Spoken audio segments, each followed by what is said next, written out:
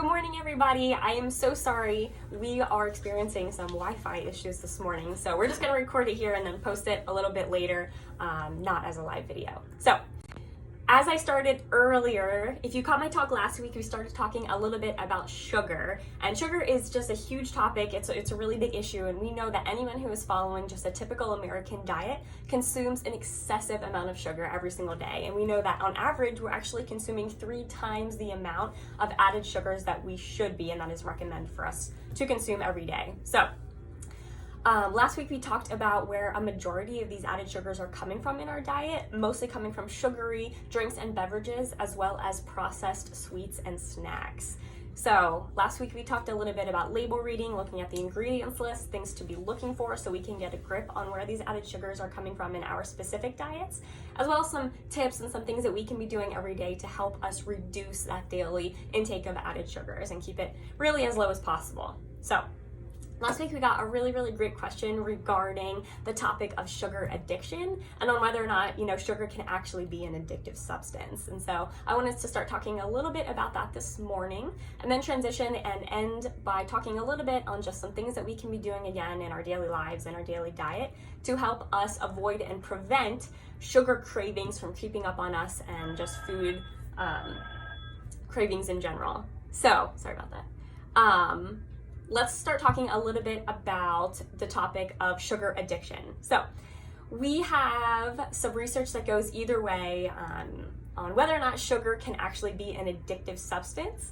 But one thing that we do know is that we do tend to crave sugar as human beings more than we crave healthy foods. So I do want to talk a little bit about that. And the first thing that I want to start talking about is dopamine. So dopamine is a neurotransmitter that is released in our brain, and it is part of this reward center, this pleasure center in our brain, and it makes us feel really good. It gives us a sense of a pleasurable high when we have that dopamine release, that dopamine response. And so when we are doing an activity or a behavior that is leading to this dopamine response, it obviously makes us feel very good, and so it leads us to continue doing this behavior again and again so we can continue feeling that way. And this is exactly what we see happening in people who smoke cigarettes and do hard drugs and things like this. So one thing that we do know is that the dopamine response that we see in individuals who are consuming sugar is very similar to the dopamine response in individuals who are smoking cigarettes and doing hard drugs. So another thing that we do know is that our body kind of compensates for this. And so when we are doing a behavior, we actually see kind of a stabilization of this dopamine response. And so we want to continue to see that dopamine response happening. And so we actually start requiring that activity or that behavior more frequently and in larger amounts. So really what we're doing here is our body is building up resistance. So in terms of eating sugar, what happens is when we are consuming a lot of things with simple added sugars, drinking a lot of sugary drinks, we actually start craving sugar in greater amounts and more frequently to continue feeling, having that dopamine response as we did initially. So, moving on, I want to talk about this very common, very famous study that we always refer to in nutrition and science when we talk about this topic of sugar addiction. And so the study was done in 2005, and it was actually a study that was done on rodents, on rats, as test subjects. And so there were 3 different groups of rats. The first group was given a sugar solution intermittently, so they were given a sugar solution for 12 hours out of the day. Group 2 was given a sugar solution twice a day, and group 3 was given free reign of the sugar solution, so they can have as much as they want whenever they want it throughout the day. So what we saw is that on that first day, all 3 of the groups of rats had that dopamine response.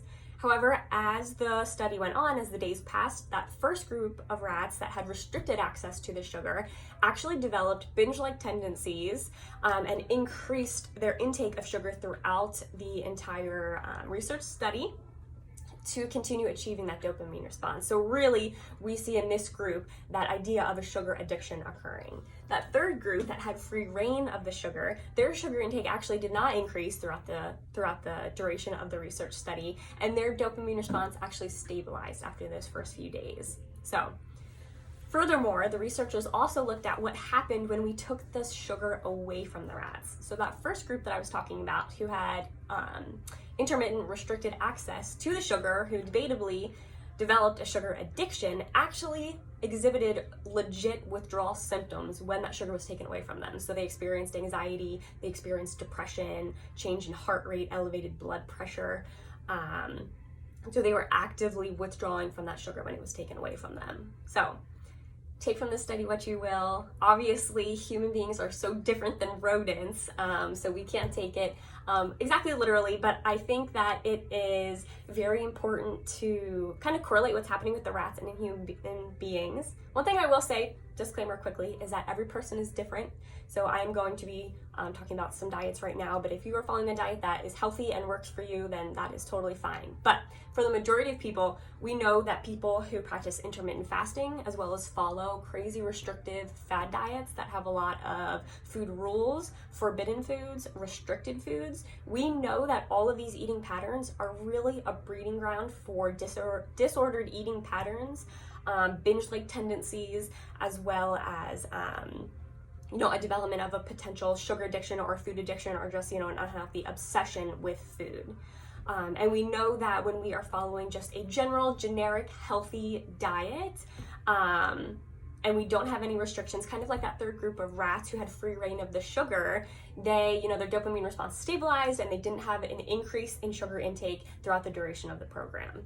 So, even if you're not buying into this whole topic of sugar addiction, I do want to just briefly talk about it from a different standpoint, a different point of view that we frequently talk about it from, is from an evolutionary standpoint.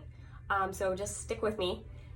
What I want to say is, even if we are not addicted to sugar, as human beings, we know that we crave sugar and sugary foods more than we crave healthy foods. And what happens is, as human beings, we have to eat and feed our bodies to sustain life. So every single day, ideally, we need to be eating and fueling our bodies to, ensure our continued survival. And so what happens is, our bodies are so smart and they are always fighting for us. And so when we are going through a prolonged period of time without eating, be it several hours, be it a day or more, whatever, our body is going to start craving sugary foods as well as high-fat foods, and this is for two different reasons. Number one, we crave sugary foods because simple, refined sugars are almost immediately absorbed into our bloodstream and can be used as instant energy with essentially no digestion required. So it is the quickest, most instant form of energy available to us.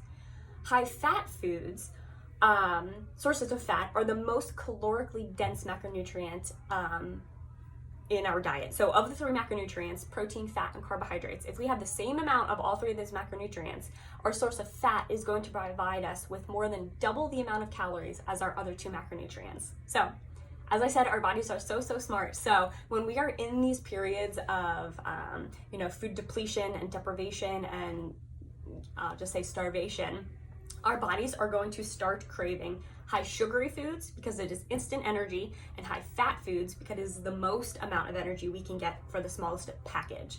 Because as far as our body knows, we might be on a stranded island somewhere with no access to food, and that's why we haven't been eating. That's obviously most of the time not the case, but our body is always going to do what it thinks is best for us. So craving instant access to energy as well as the most energy for the smallest package. So when you are going a long time without eating and starting to crave sugar and high-fat foods, I just want to say, it is not because you are weak, it is not because you lack self-control over your diet, it is because our body is inherently craving what it needs right now to replete its energy stores as quick as possible and get the most amount of energy that it can. So, with all of this being said, I just wanted to quickly transition and talk a little bit about some things that we can be doing in our daily diet to avoid and prevent as much as possible sugar cravings as well as food cravings in general. So, number one, the most important thing, obviously I'm going to say it, is consistent food intake throughout the day. Consistent intake. Not skipping any meals, eating snacks as necessary throughout the day. One rule of thumb that I like to encourage people to do is to try not to go more than 4 hours at a time without eating. If we can make sure that we are eating consistently throughout the day, we are providing our body with consistent fuel, consistent energy to keep our metabolism going, keep our energy stores, up and going at full force, and we never have to enter, those periods of starvation and energy depletion, especially because Glucose, carbohydrates, are our body's main source of energy and fuel, and especially for our brain. And so what happens is when we go a long time, especially without carbohydrates, we start to enter into a brain fog, and we can't think as clearly, we can't perform as clearly. And so what happens is we are not in the right headspace to be making good decisions about food or, really problem solving anything at that point. So really just trying to prevent that. Eating consistently throughout the day is so important. Number 2, going along with consistent intake, is also consistent protein intake is really, really, really crucial. So I've been talking a lot about sugar and carbohydrates, but carbohydrates is our most instant source of energy that we have in our body. Protein is important because that provides us with consistent, long-lasting, sustaining energy throughout the day. It helps us feel full, helps us stay full longer, and it really also helps regulate, that blood sugar and that use of carbohydrates and glucose in our body too. So if you could try to include a source of protein with every meal and every snack if possible. Number 3, I talk about all the time because it is so important, so I'm going to say it here again, is plan ahead. Plan your meals, plan your snacks, meal plan. I literally cannot say this enough because it is so important. Eating a well-balanced, healthy diet does not have to be difficult. It does not have to be a chore. It can be fun, but you have to make sure that you are equipping yourself with the resources and the tools to be successful. When you get home at 6:30 p.m. on a Wednesday night and you haven't eaten since noon at work, you are starving, you are energy depleted, you are not in the right frame of mind to be making good food choices, and now you get home, there's no food, you have a recipe but you don't have the ingredients, you didn't take anything out of the freezer, you didn't prep any vegetables, any meat, nothing is ready to go, and you need something right now. And so what happens is, we go get fast food, we eat an excessive amount of snacks at home, which is usually very high in sodium, refined sugars, saturated fat, all those kind of things we want to be keeping to a minimum. Also, people tell me that when they get frustrated and overwhelmed in situations like this, they just don't eat at all. They just skip it because it's just too much of a hassle. And this is equally as detrimental to our health and our nutritional status as, overindulging in things like fast food. So do yourself a favor, be prepared with your meals. Try to shop ahead at least 5 days in advance for yourself. Bring snacks to work, keep some shelf-stable snacks in your car, some good healthy protein snacks, so that you can equip yourself with the resources to be successful in eating a good, well-balanced meal. Because I know you can do it. Okay, number 4, equally as important, actually I should have talked about this number 1, but I'll just talk about it right now, is to let yourself have a treat when you want it, but don't make it a habit. So everything that I was just saying with that rat study and that evolutionary response I was just talking about, we see disordered eating patterns, binge-like tendencies, an obsession and, debatable addiction to food emerging when we are following crazy restrictive diets with crazy food rules, forbidden foods. Everything can fit in a healthy diet. All foods fit, everything in moderation. Ask any dietitian, that's our favorite phrase, everything in moderation, because it's true. And so if it is, your anniversary, or you are, at a birthday party, or your kid makes you cookies or something, let yourself have it, enjoy it, move on, it's okay. Because all foods can fit in a healthy diet, and that way you're not obsessing about it. And a lot of times when we see people who are really heavily restricting things, especially simple sugars is something that people tend to restrict, when they, get their hands on it, if it's like a cheat day or whatever, then they feel so out of control when they're eating it because they truly don't know when the next time they're going to be allowed to eat it is. And so they feel like they have to take advantage of it right now and eat so much, which is really, really unhealthy for us. So everything in moderation, but don't make it a habit. And then lastly, I just want to encourage you to try your best to get enough sleep and good quality sleep, and try to control your stress. So I know that is so easy for me to sit here and say that on camera, but it is totally a different thing when you are trying to apply that into your own life. But it is so important when you are living in a chronic state of sleep deprivation as well as a chronic state of stress. We know that, sugar cravings, food cravings emerge. We know it. We see it across the board. And so just trying your best to get adequate sleep, and maybe not even controlling your stress, because I know that is totally unrealistic for everybody, but being prepared with a healthy stress coping mechanism. Do not abuse food. Do not abuse sugar. Food and sugar are not coping mechanisms for stress. They are a very, very, very short-term solution that is going to leave you feeling worse than you even started with when you come off of that sugar high. So be prepared with healthy coping mechanisms. Food is enjoyable and something that is really fun and that we can look forward to, but it is not a coping mechanism. So I will leave you with all of that today. Thank you so much for joining me. I apologize for the technical difficulties, but please go ahead and just let me know if you have any other questions about anything I talked about today, or just any other comments that you have about sugar or food cravings in general, because I would love to hear them and respond, and we can talk about it. So thank you so much, you guys, and I will see you later. Have a great day.